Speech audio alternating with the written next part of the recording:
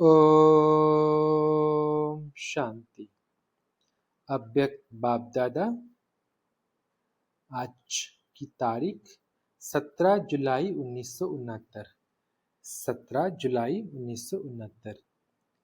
मुरली का सार, अव्यक्त स्थिति बनाने की युक्तियां।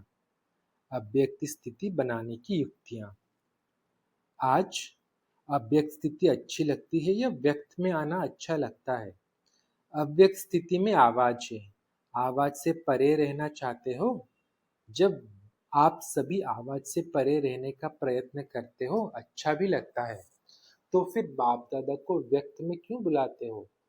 हर वक्त अव्यक्त स्थिति में रहे, उसके लिए क्या पुरुषार्थ करना है? सिर्फ एक अक्षर बताओ, जिस एक अक्षर से अव्यक्त स्थिति रहे। कौन सा एक अक्षर याद रखेंगे तो अव्यक्त स्थिति बन जाए? मनसा वाचा कर्मणा तीनों ही व्यक्त में होते अव्यक्त रहे, इसके लिए एक अक्षर बताओ। आत्म अभिमानी बनना। आत्म अभिमानी अर्थात अव्यक्त स्थिति। लेकिन उस स्थिति के लिए याद क्या रखें, पुरुषार्थ क्या करें? धीरे धीरे ऐसी स्थिति सभी की हो जाएगी। जो किसके अंदर में जो बात होगी वो पहले से ही आपको मालूम पड़ेगा।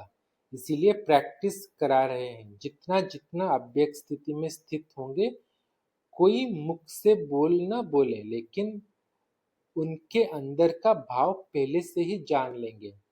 ऐसा समय आएगा, इसीलिए ये प्रैक्टिस कराते हैं। तो पहली बात पूछ रहे थे कि एक अक्षर कौन सा याद रखें? अपने को मेहमान समझना। अगर मेहमान समझेंगे तो फिर जो अंतिम संपूर्ण स्थिति का वर्णन है वो इस मेहमान बनने से होगी। अपने को मेहमान समझेंगे तो फिर व्यक्त में होते हुए भी अव्यक्त में रहेंगे। मेहमान का किसके साथ भी लगाव नहीं होता है। हम इस शरीर में भी मेहमान हैं, इस पुरानी दुनिया में भी मेहमान हैं। जब शरीर में ही मेहमान है तो शरीर से भी क्या लगन रखें? सिर्फ थोड़े समय के लिए यह शरीर काम में लाना है। यहाँ मेहमान बनेंगे तो फिर वहाँ क्या बनेंगे? जितना यहाँ मेहमान बनेंगे उतना ही फिर वहाँ शिव का मालिक बनेंगे। बाबा बोल रहे जितना यहाँ मेहमान बनेंगे उतना ही वहाँ विश्व विश्व का मालिक बनेंगे।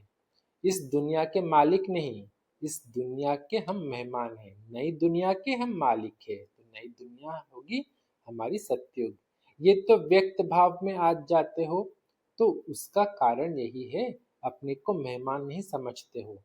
वस्तुओं पर भी अपना अधिकार समझते हैं, इसीलिए उससे अटैचमेंट हो जाती है।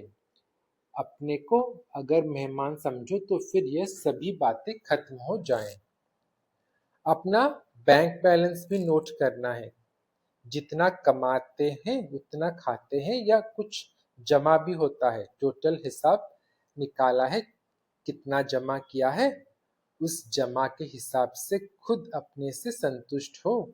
नहीं तो जमा करने का और कोई समय रहा हुआ है? बाबा पूछ रहे हैं, नहीं तो जमा करने का और कोई समय रहा हुआ है? कितना समय है? समय भी नहीं है, संतुष्ट भी नहीं हो, तो फिर क्या होगा? अभी सभी को यह खास ध्यान रखना चाहिए। अपना बैलेंस बढ़ाना चाहिए, कम से कम इतना जो होना चाहिए जो खुद संतुष्ट रहे। अपनी कमाई से खुद भी संतुष्ट नहीं रहेंगे तो औरों को क्या देंगे? एक एक को कितना जमा करना है? बाबा पूछ रहे हैं, एक एक को कितना जमा करना है? क्या सिर्फ अपने लिए ही जमा करना है या औरों के लिए भी करना है? औरों को दान करने के लिए जमा नहीं करना है। ऐसा समय अभी आएगा जो सभी, बाबा बोल रहे हैं, ऐसा समय अभी आएगा जो सभी भिखारी रूप में आप लोगों से यह भीख मांगेंगे तो उन्हों को नहीं देंगे। इतना जमा करना पड़ेगा ना, अपने लिए तो करना ही है, लेकिन साथ साथ ऐसा दृश्य सभी के सामने होगा।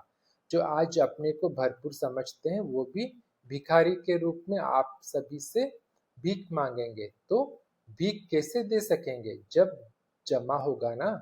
दाता के बच्चे तो सभी देने वाले ठहरे। आप सभी के एक सेकंड की दृष्टि के अमूल्य बोल के भी प्यासे रहेंगे। ऐसा अंतिम दृश्य अपने सामने रख पुरुषार्थ करो। ऐसा ना हो कि दर पर आई हुई कोई भूखी आत्मा खाली हाथ जाए। साकार में क्या करके दिखाया, कोई भी आत्मा असंतुष्ट होकर ना जाए। बल कैसी भी आत्मा हो लेकिन संतुष्ट होकर जाए। तो ऐसी बातें सोचनी चाहिए, सिर्फ अपने लिए नहीं।